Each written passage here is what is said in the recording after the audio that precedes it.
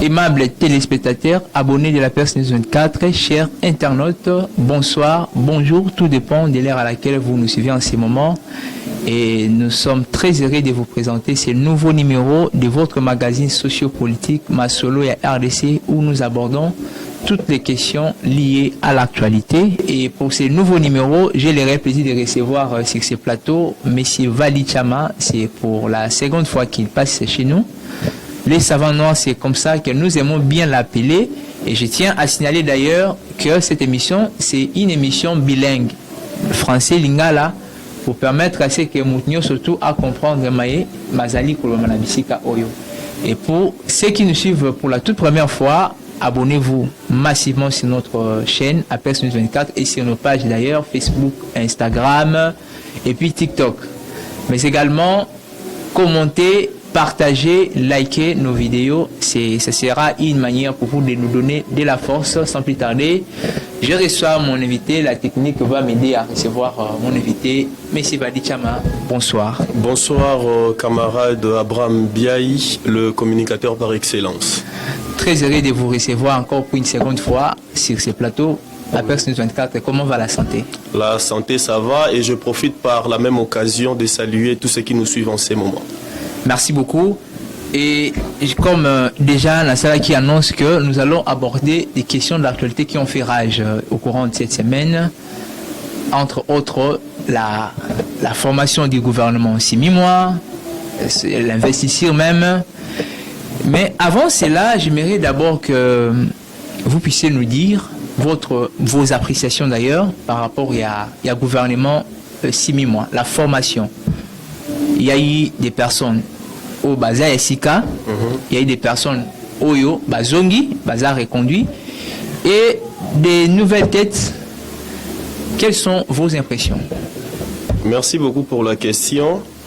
Je crois que par rapport à la formation, à la composition du gouvernement, j'ai comparé cette équipe à l'équipe de Matata Pogno, où je vois beaucoup plus de technocrates, c'est-à-dire il y a plusieurs personnes qui entrent dans ces gouvernements qui sont spécialistes dans le ministère, dans le domaine auquel le président de la République, à travers la première ministre, leur a fait confiance. Donc là, par exemple, vous allez voir qu'à l'économie, qu'au ministère de l'économie, vous avez un économiste.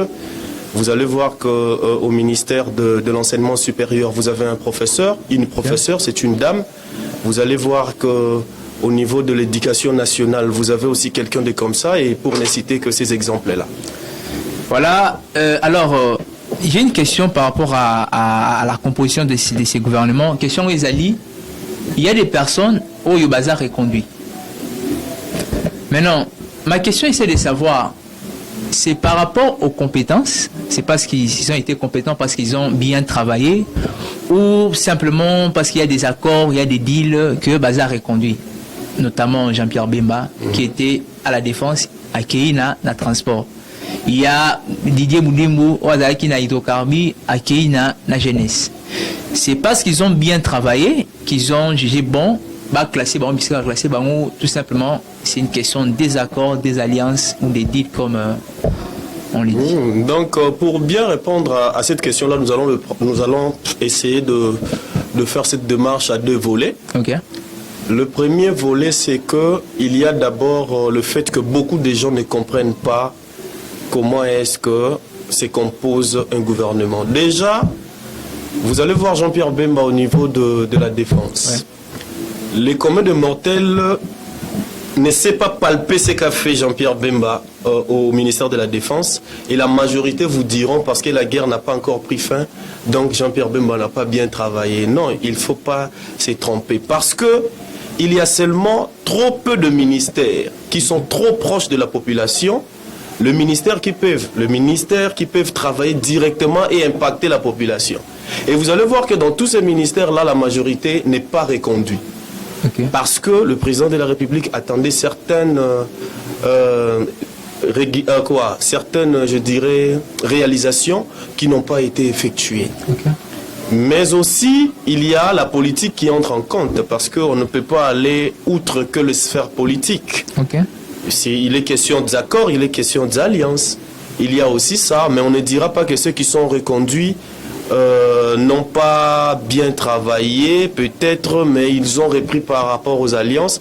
Je dirais non, certainement, il y en a qui ont travaillé, mais ils ont travaillé dans le ministère où la population ne devait pas palper comme ça ce qu'ils ont réalisé. Je vais donner l'exemple de Didier Boudimbo qui a été reconduit. Vous allez me dire qu'il n'a rien fait aux hydrocarbures. Qu'est-ce qui le prouve? Tandis que nous avons vécu quand même quelques crises ici et nous l'avons vu tellement être présent. De même que Jean-Pierre Bemba avec, vous savez aujourd'hui que si vous passez sur la route, vous allez voir le FARDC en multiples tenues. Ce sont des tactiques. Aujourd'hui, nous pouvons nous-mêmes acheter des armes sans faire une certaine demande. Ce sont de telles réalisations qui ont fait assez qu'on puisse le bouger quand même, mais ils sont encore là en termes d'avoir fait quelque chose de bien et aussi par des accords politiques qui sont normaux. Alors, s'ils avaient réussi et à ça là quand même quelque chose de bien, pourquoi ne pas les garder? Garder Bangote na ba ministère bazala qui respectif, pourquoi ils ont jugé bon pour changer Bango si et seulement si que le travail a été bien fait. Normalement, on devait les maintenir comme on a fait avec Liaou, le ministre de la fonction publique. Voilà. Qu'est-ce qui explique cela? Ouais, ça s'explique par le fait que parce que vous avez peut-être bien travaillé dans ces ministères et on sent que vous pouvez aider un autre ministère avec vos connaissances, avec votre expérience. Et vous partez dans l'autre. C'est-à-dire que quelqu'un échoue. Nous allons prendre l'exemple que vous venez de citer. Il y a Jean-Pierre Liaou qui a tellement bien travaillé à la fonction publique et on a vu qu'il a un travail à continuer. Vous savez, le problème avec des ministères très stratégiques comme la fonction publique, les gens ne le savent pas, qu'il y a plusieurs réformes qui ont été coupées à court de route, tout simplement parce que il y avait un ministre, je vais vous donner le cas de Bongongo. Okay. Heureusement qu'après Bongongo, bien qu'on a connu une dame qui était venue là, bon, après c'est Liaou qui a quand même continué. Alors ces chemins pris par Jean-Pierre Liaou devaient quand même être continués par lui. Mais nous avons 5 ans, rien n'est dit qu'il va rester toujours là. Peut-être on aura besoin de son expérience dans un autre ministère. Quelqu'un qui revient au gouvernement, cela s'explique clairement par le fait d'avoir très bien travaillé. Vous allez prendre l'exemple de Boji, de l'excellence Boji du ministère de Budget et tant d'autres. Donc, c'est-à-dire, ce sont des gens quand même, il y a ces deux-là, ils sont, je crois, à plus de 3, qui sont revenus dans leur ministère pour continuer ce qu'ils avaient commencé comme réforme. Mais il y a d'autres, à travers leurs expériences, on a dit, bon, on peut encore en bénéficier dans d'autres ministères que le ministère auquel ils étaient avant. Ça se joue comme ça. Merci beaucoup, M. Vadi, pour vos réponses. Nous continuons. Alors, Nalingi Naïba, parce qu'on ne peut pas parler du gouvernement Sumi-moi, j'ai dit, et sans pourtant parler du gouvernement Samakieté. Voilà. Ouais. Maintenant, quel bilan attribuez-vous à Samalukone avec toute son équipe au Balungwe? Ouais. Le bilan a été négatif, positif ou... Bon, moi, je crois que le bilan, s'il faut dire que le bilan a été totalement négatif, c'est que je serais menteur. Okay. Dire aussi que le bilan a été positif. C'est être alors un très grand menteur, encore parce que le gouvernement Samalukone nous a pris quelque part. Okay. Il y a eu de prouesses dans certains domaines, mais pas sur la vie sociale du peuple congolais. Or, c'est le travail du gouvernement de faire assez que chacun dans ce qu'il fait puisse se retrouver. Okay. Tout le monde ne deviendra pas fonctionnaire de l'État, même ceux qui travaillent dans le secteur privé, que ce soit dans les entreprises privées ou dans le PME, puissent quand même se retrouver.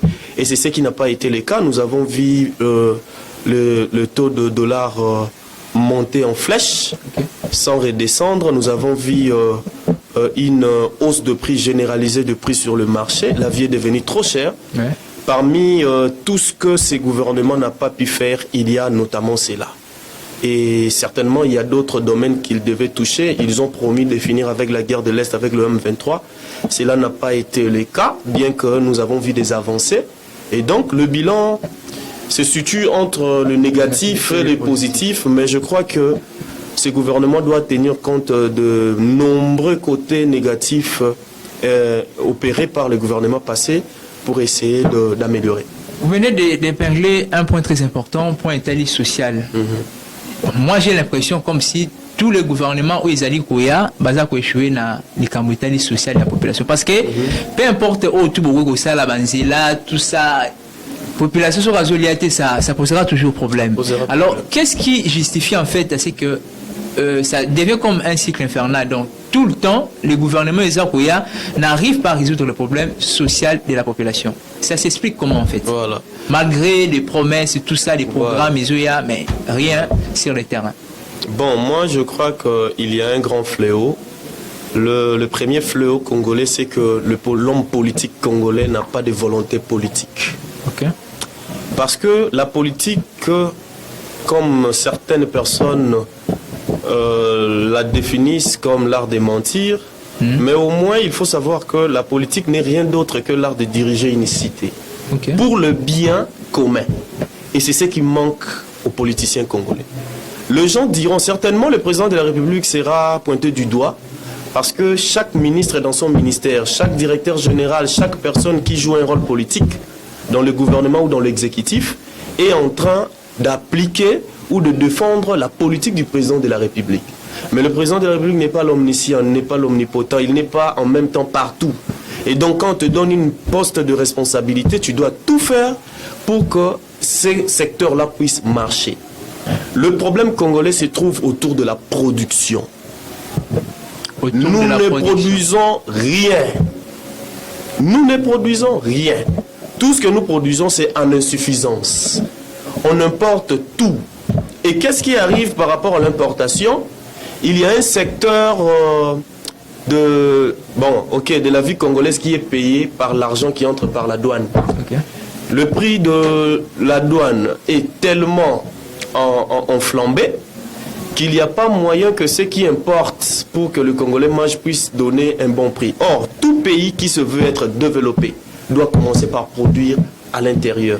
Quels sont les biens de première nécessité auxquels la population a besoin d'avoir un accès facile?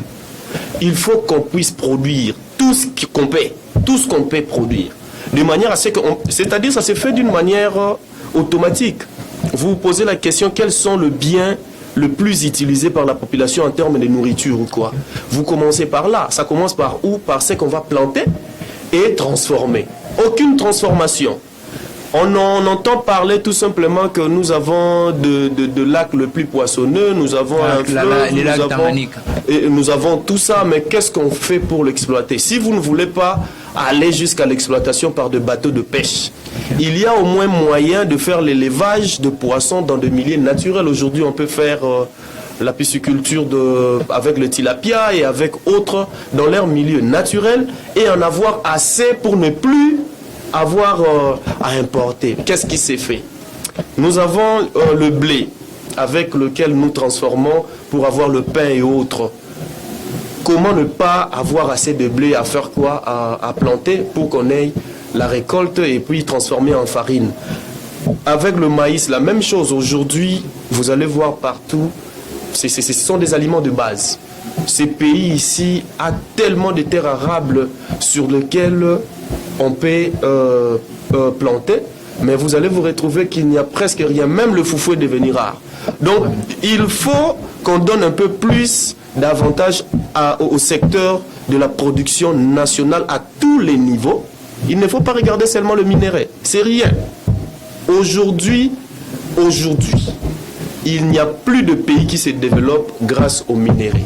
Un peu le pétrole, mais même dans ces pays-là où le pétrole est extrait d'une manière excessive, ou le gaz, il y a aussi l'agriculture. Je crois que ce sont des pistes et des solutions. Il y a la Russie.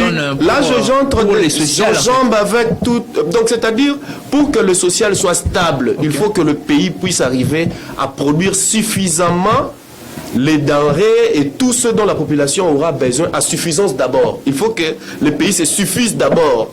Parce que quand on parle du social, parmi les choses qu'on peut citer dans le social, je crois le premier élément, c'est qu'on mange bien. Et qu'on ait aussi des soins de santé. L'éducation aussi, on nous dit qu'il y a la gratuité. Là aussi, il y a échec parce que l'État a combien d'écoles? L'État a construit combien d'écoles sur lesquelles on peut pratiquer la gratuité?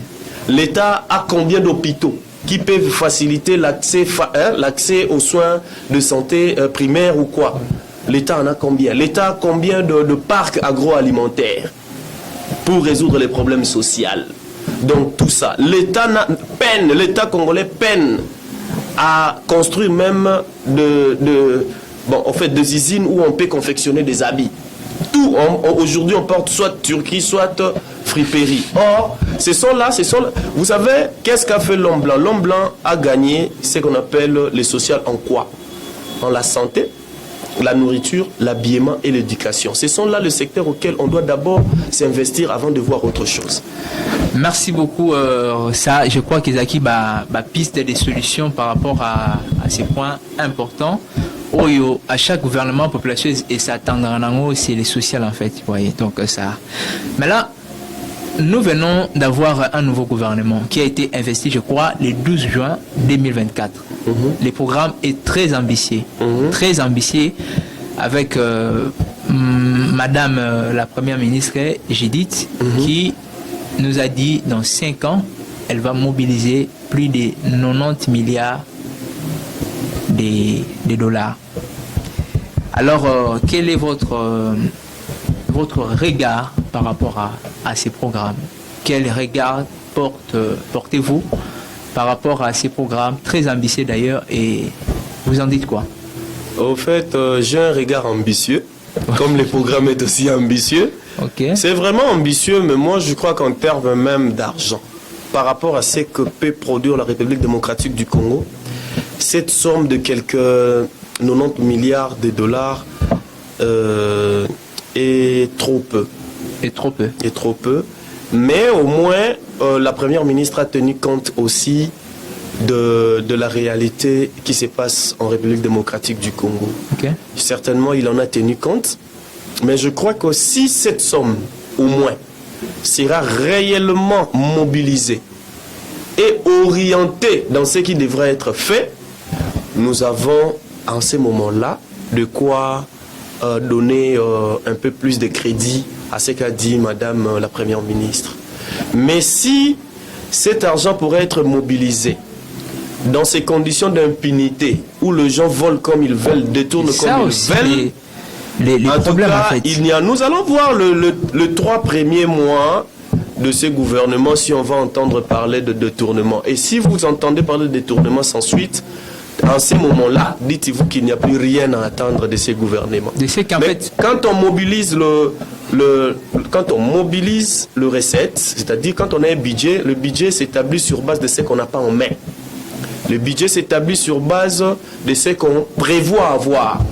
Et la réalité en République démocratique du Congo est que lorsqu'on a cet argent-là, l'argent qui sera mis dans des projets entre les mains des ministres, DG ou quoi, l'argent est totalement détourné, la population croupie.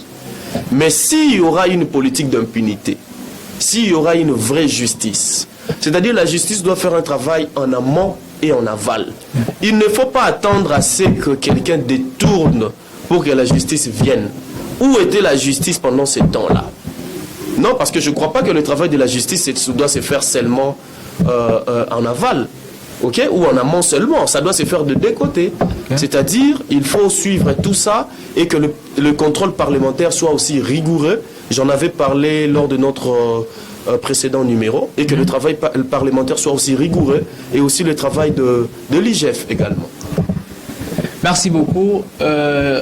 Chers internautes, je tiens à vous rappeler que je réussis avec moi ici, je suis avec Messie Valita Malé Savant Noir, avec qui nous sommes en train d'aborder les questions d'actualité, et nous l'avions dit au début que ce sont des questions d'actualité qui ont fait rage la semaine, entre autres le gouvernement, l'investiture certainement.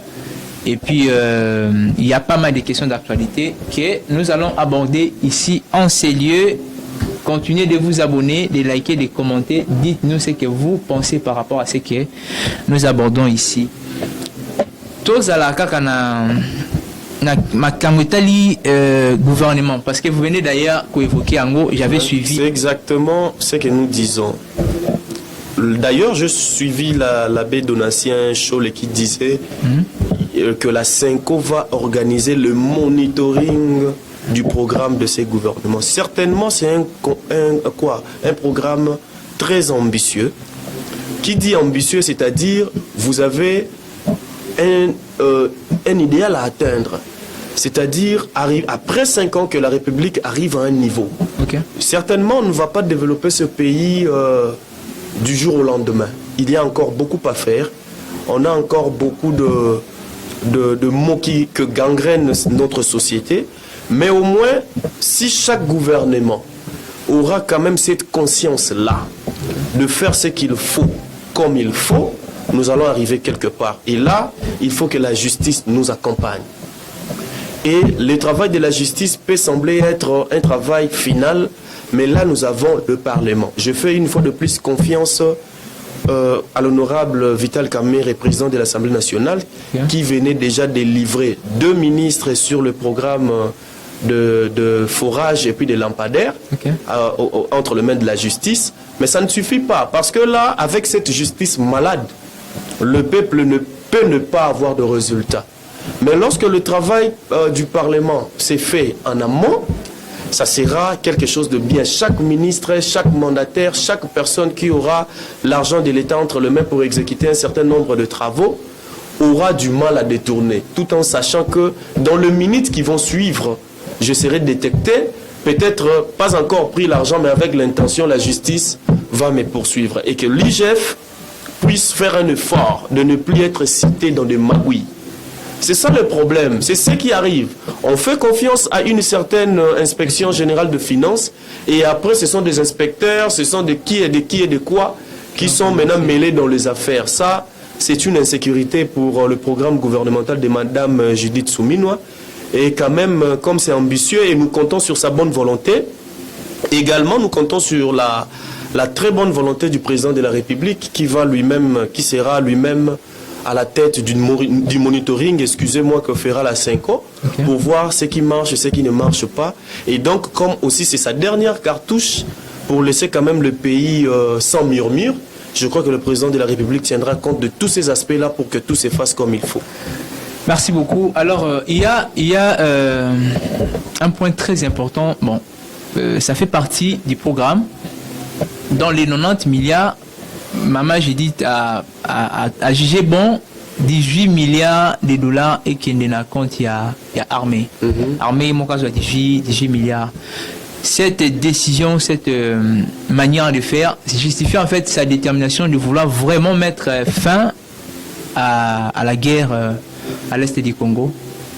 Affirmatif, parce que depuis que la République démocratique du Congo et la République démocratique du Congo, jamais notre armée n'a eu ces budgets-là pour une période de 5 ans.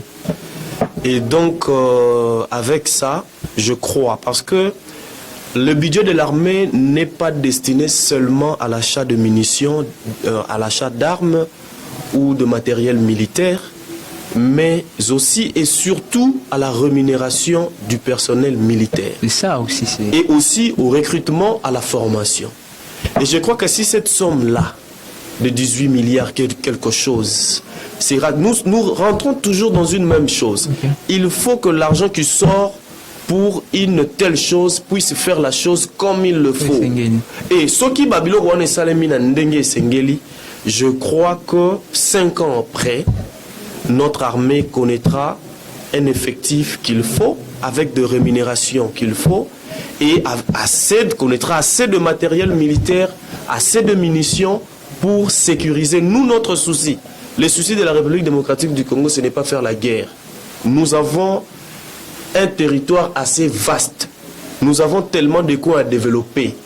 Prendre le Rwanda et l'annexer, c'est un travail inutile pour nous parce que nous avons Malembankulu qu'il faut développer. Nous avons Tchanzu, nous avons Minembwe, nous avons tous ces coins-là de la RDC qu'il faut développer. Donc, nous, ce n'est pas notre problème. Notre seul souci, c'est de sécuriser notre territoire, ce qui nous appartient. Et je crois qu'avec ces budgets-là, s'il est très bien appliqué, nous n'allons pas résoudre tous les problèmes liés à notre armée, mais nous serons quand même sur une bonne voie. Merci beaucoup. Alors, nous tendons vers la fin de notre émission. Nous allons chuter bientôt là. Mais prenons en fait, sur 54 ministres, il y a au moins un qui a, bon, je crois que, je ne sais pas s'il y a autre ministre qui a présenté son programme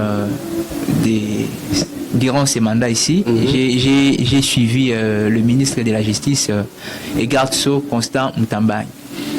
C'est lui qui a au moins présenté son programme, comment il va procéder. Mais j'aimerais savoir, je ne sais pas si tu as suivi, quelle est votre position par rapport au point qu'il a abordé dans son programme, notamment la création d'une prison où tous les détournaires, donc il y a Mboka, Bandokende. Et puis, ça sera comme, Nengemora a expliqué, donc c'est comme si ça sera un lieu touristique. Les enfants il y a classe ba no kene kuna batala bia papa oyo ayiba mbonga leta yeyo oyo ayiba alaki ministre tel ayiba mbonga. Quelle est votre position par rapport à ça? Quelle est votre position par rapport à la loi contre les homosexuels, communément appelée aujourd'hui les deux fois? Donc les deux fois les ministres comptent vraiment mettre la main sur ces dépravations sexuelles.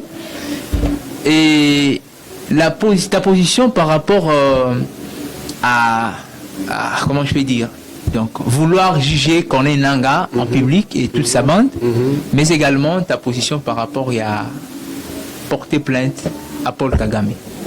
C'était les 4 points que j'ai retenus. Voilà, vous allez commencer à me rappeler chaque point. Voilà. Mais déjà, nous commençons avec la création d'une prison. Ah, ok. Déjà, il n'est pas le seul à présenter un programme. J'ai suivi aujourd'hui Jean-Pierre Liaou avec un programme vaste. Mais au moins, chaque ministre n'est pas obligé de présenter son programme parce que le programme du gouvernement est présenté à l'Assemblée nationale par le Premier ministre par principe, en principe, et en l'occurrence, Madame la Première ministre a eu à le faire. C'est-à-dire, quand on fait ce programme du gouvernement-là, il y a chaque ministre dans son secteur qui amène des suggestions, qui amène quelque chose et qu'on réduit en un seul programme, qu'on met ensemble. Et donc, ce qu'il a eu à faire, c'est bien. Par rapport à la prison, qu'est-ce qu'il faut dire? La loi prévoit une prison. S'il faut que cette prison-là soit un lieu touristique où les autres peuvent apprendre comment ne plus voler l'argent de l'État, moi je crois que je vais le soutenir par rapport à cela, parce que ça fera tellement honte qu'au point que ça s'est fait dans d'autres pays, sous d'autres manières. C'est-à-dire, ce n'est pas un lieu touristique, mais il y a des gens, quand on te condamne pour des travaux forcés ou des travaux publics, c'est-à-dire on voit ce ministre-là en train de balayer. Vraiment. Ah, c'est lui qui a été ministre en train de... C'est-à-dire, vous savez, nous devons faire un effort que la justice soit au-dessus de tout le monde. À partir de ces moments-là, les Africains. À partir de ces moments-là, l'homme congolais comprendra qu'on ne blague pas avec le... Moi, je crois que c'est un problème d'ailleurs, pas seulement des Congolais, mais c'est toute l'Afrique d'ailleurs. Mais c'est certainement. Il y a de ceux qui font quand même l'effort. On ne peut pas séparer la justice de la politique. Certainement, il y a quelque part où il y a la même politique. C'est inévitable et ça s'est fait partout dans le monde. Mais au moins, dans des pays qui sont en voie de développement ou dans des pays sous-développés comme la République démocratique du Congo, la justice a encore à faire. La deuxième chose, c'était quoi? Des fois. Ah, déjà, bon, là, je crois que le ministre fait un peu...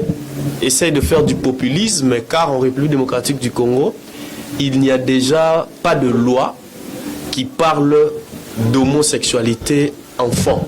Vraiment. Ou au fond. C'est-à-dire, par rapport au mariage, on nous dit tout simplement que le mariage est une union entre l'homme et la femme, ok? Et il y a ce qui suit. Nous n'avons pas, même notre code pénal ne prévoit pas de répression contre la pédophilie. Bon, en fait, je ne parle pas de la pédophilie, contre l'homosexualité. Et déjà, il y a ce qu'on appelle un vide juridique. C'est-à-dire, on doit commencer d'abord par créer une loi réprimant l'homosexualité et faire le reste. Mais la politique a sa manière de faire. C'est la politique qui gouverne la cité. Okay. Et donc, on va mettre quelques mesures. Ça ne sera pas la prison, ça ne sera pas une peine arbitraire. Abi 15 ans, papa, non. maman. Non, c'est-à-dire, on condamne les gens.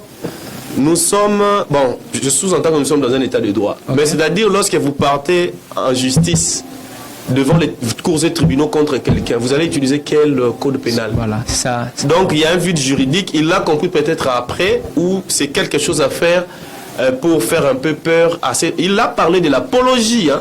Okay. Là, il n'a pas parlé. Or, voilà, s'il faut qu'on revienne, en ce qui concerne les homosexuels seulement, s'il est arrêté comme homosexuel, il n'y a aucune loi qui peut le punir. Mais il y a des situations qui peuvent faire assez que la personne soit condamnée. Okay. Voilà, la manière de le faire, tout ça. La nuance en fait. Tout ça, il y aura des nuances qui vont faire assez que une personne soit condamnée par rapport à l'homosexualité, même s'il n'y a pas une loi dans le code pénal qui prévoit cette punition-là. Okay. Et de l'autre côté, on parle de ceux qui font l'apologie. Attention, avec l'apologie de l'homosexualité, il y a d'autres lois qui peuvent naître. Et il est rare qu'on vous amène devant les cours et tribunaux et qu'on retrouve un vide juridique. On va toujours trouver quelque chose sur laquelle vous faire arrêter. Donc, c'est une bonne décision parce que quand on parle de l'apologie de l'homosexualité, nous voyons là même des comédiens qui jouent. On sait tout ça, on sait que c'est un garçon, mais qui joue en fille. C'est-à-dire vous donnez une image, c'est-à-dire vous êtes en train d'encourager ceux qui voudront devenir homosexuels de le faire officiellement. Et même nos enfants, tout ça. Nous sommes dans la société, dans nos sociétés africaines, cette pratique-là est prohibée. Et donc le ministre veut aller dans ce sens-là, mais il sera buté quand même par ces vides juridiques-là. Mais quant à l'apologie, je crois que c'est quelque chose à décourager. Merci beaucoup. Alors, nous sommes presque à la fin. Il y avait une troisième et voilà, une troisième, c'était juger Corneille Nangaa en public et sa bande. Moi, je crois que Corneille Nangaa, une fois capturé, ne peut même pas être jugé. C'est-à-dire, si être jugé, bon, pour qu'il y ait un jugement établi. Mais je prie qu'il meure au front, ensemble avec tous ceux-là. C'est-à-dire, ce sont des gens que vous avez repérés, vous les tuez directement. Les Américains l'ont fait avec Ben Laden. Voilà. Vous comprenez? Et Poutine l'a fait avec Prigojine. Qui était chef de truc, le gens qu'on appelle cette brigade appartenant à la Russie, tout ça qui vient en Afrique et ailleurs, le nom viendra. Partout ça se fait comme ça. Donc il faut trouver de vous un moyen comment tuer Corneille Nangaa. Il ne faut pas l'amener devant la justice. Comment on peut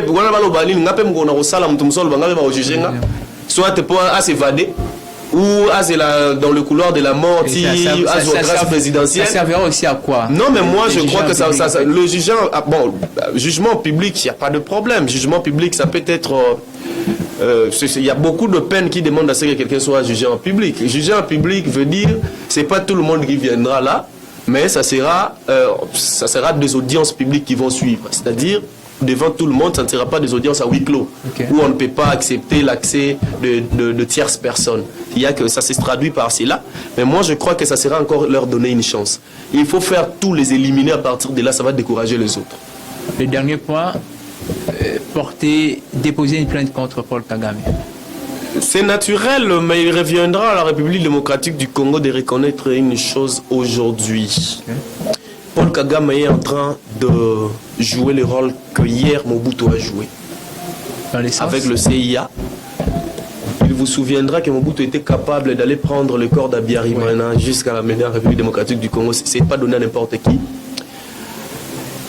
Mobutu a joué un rôle néfaste à la guerre de l'Angola. Savimbi était approvisionné par l'armée, les forces armées zaïroises. Mobutu pouvait faire ça parce que les Américains avaient des intérêts pétroliers en Angola et ils pouvaient utiliser Mobutu. Aujourd'hui, ces mêmes Mindele ont des intérêts en République démocratique du Congo et ils utilisent Kagame. Il ne faut même pas aller de plainte en plainte. Il faut que Kigali se retrouve un jour sous le feu de FRDC ou carrément faisons tout ce qu'il y a à notre... tout ce qui est possible pour pouvoir sécuriser et gagner cette guerre. Voilà, c'était ça l'avant, je dirais, avant dernière question pour enfin clôturer ces magazines, ces numéros. Dites-nous un peu, le gouverneur de la ville vient de prendre une décision qui interdit que son nom soit dédicacé et pas un musicien. Bon, moi, j'aimerais savoir, je ne sais pas ses motivations en fait, mais si, je suis en train d'imaginer peut-être que c'est pour concevoir sa dignité par rapport à ce qui se chante dans les chansons aujourd'hui, des bêtises, des insanités. C'est pour éviter peut-être que son image soit salie par rapport à ce qui se chante aujourd'hui. Dès à une décision, là où il y a autre motivation. Bon, vous pouvez analyser comme il n'a décision. pas... En fait, c'est ce que beaucoup d'hommes politiques ne font pas. Lorsque vous prenez plutôt une décision liée à votre personne, il faut expliquer pour que ça soit clair. Ouais. Et là, vous allez voir les gens tâtonner. Moi, je sais que Daniel Bumba a été déjà dédicacé. Okay. Aujourd'hui, gouverneur, il ne veut plus. Bon, d'accord, je crois que c'est peut-être lié au premier point que vous avez évoqué par rapport à ce qui se chante dans des chansons. Et il ne veut pas cela. Mais on a dit quelque part que si quelqu'un veut le dédicacer, il faut obtenir une autorisation. C'est-à-dire, c'est rien. Il n'a rien fait. C'est-à-dire, on saura qu'à tout moment, même quand il ne donne pas d'autorisation, à tout moment que nous allons écouter son nom dans une chanson, nous comprendrons que la personne a eu l'autorisation et même si qui est prochainement c'est lui qui a donné. Donc, quand on donne parfois quand on met en place des décisions, il faut rester ferme. Et s'il y aura des situations atténuantes, il faut voir comment y procéder, mais n'est pas donner, c'est ça, c'est dire une chose et son contraire à la fois. Je crois qu'il devait rester là où il a dit qu'il ne veut pas de son nom, comme c'était le cas avec Matata Pogno. Il n'a pas donné d'autres situations. Il a dit, je ne veux pas être cité point très barre. C'est ce qu'il devait faire. Mais quand il faut obtenir une autorisation, et donc là, je crois que la décision entre en faillite. Merci beaucoup, chers internautes, abonnés de la Perse News 24, aimables téléspectateurs. Vous étiez nombreux à nous suivre durant ces magazines d'actualité sociopolitique. Nous avons réussi ici avec nous M. Vadichama Oyo Naye Longo pour aborder la question de l'actualité. Nous sommes vraiment à la fin et c'était un réel plaisir pour nous de vous présenter ces magazines. M. Vadichama, nous sommes à la fin. Quel est votre mot de la fin à tous ceux qui nous ont suivis? Et aussi, comme nous le savons que l'église Corps du Christ vient de perdre, il y a le pasteur Barout qui est parti, et de l'autre côté, le pasteur Marcelo a perdu son épouse, Maman Blanche. Votre mot par rapport à ces événements tragiques qui ont touché l'église Corps du Christ et un mot de la fin à tous ceux qui nous ont suivis. Voilà. Déjà, pour les deux deuils que nous avons par rapport au pasteur Barouti, je crois que le pasteur Barouti avait déjà accompli sa mission sur terre. Il l'a dit. Il l'a dit. Il ne s'attendait pas qu'il allait mourir les jours à venir parce que le secret de la mort, seul Dieu le sait. Ouais. Mais nous avons notre corps. Il est arrivé une fois ou deux fois à la famille que quelqu'un, avant de mourir, vous dise... Non. Moi, je crois que bon, ça c'est cherché, je sais pas, c'est son avis. Okay. Ce sont des gens qui sont, on les appelle en anglais ils sont des stars, de famous people. Okay. Ils sont des stars, ils se connaissent dans ce qu'ils font. Okay. Mais moi, il m'est arrivé dans ma famille que quelqu'un nous dise ah na mo le roi na poko na ozana ngate. Azana nzoto na ye, aomona ndenge ezosala, ayebi exactement RT parce qu'elle n'a pas sa biso heure. Mayebi ke na ndenge na oyokela. Na ndenge na bela oyo ndire na bikate. Mais so pa biki boloba ah bon na ne kokosa. C'était le cas avec le papa Barouti qui ne se sentait plus bien. Ouais. Alors avec des intimités de la famille, ils ont préféré utiliser le terme a fait une malaise. Okay. On doit s'arrêter là. C'était quoi avant qu'ils aient la malaise et bandagi na nini, voilà. Malaise à Pamba, ça ne peut pas envoyer quelqu'un au Canada. Donc le vieux a accompli sa mission et que nous souhaitons que Dieu reçoive son âme. C'était son serviteur et le vrai. Je l'ai suivi après. Moi j'ai cru en ces présidents. lorsqu'on est en couple, lorsque vous êtes deux personnes mariées, il y a papa, il y a maman, même s'il vous arrivait de perdre un de vos enfants, ce qui n'est pas souhaitable, mais ça peut arriver, tu vas voir que d'un côté, il y a la maman qui soutient le papa, c'est-à-dire qu'ils sont en train de se soutenir. Mais il y a une compatibilité lorsque vous perdez votre partenaire, que les enfants puissent vous apporter consolation. C'est-à-dire, ça peut arriver quand vous voyez, on vous dira restez fort pour les enfants. Donc ce qui lui est arrivé, je crois que c'est toute la République presque qui s'est mis à sa place. Il y a beaucoup de gens qui sont passés le voir, c'est très difficile. La première dame était là, il y a eu quelques membres du gouvernement et aussi l'opposant Martin Fayoulou qui y était. Nous compatissons et nous lui souhaitons beaucoup de courage pour la suite. Et quant à notre dernier mot de ces numéros de ce soir, nous n'avons qu'à dire que Dieu bénisse la République démocratique du Congo. Amen. Merci beaucoup. Voilà, nous sommes arrivés à la fin de notre magazine, de votre magazine sociopolitique, Masolo et RDC. Oyo Tolobeli, Marambo Etali gouvernement SK, Tolobeli, composition Yango. En tout cas, vous êtes là, nouveau à nous suivre. Abonnez-vous, laissez-nous les commentaires. Donnez-nous vos impressions dans les commentaires et surtout, abonnez-vous massivement. Alors, nous vous souhaitons le meilleur. Bonne soirée chez vous. Bye.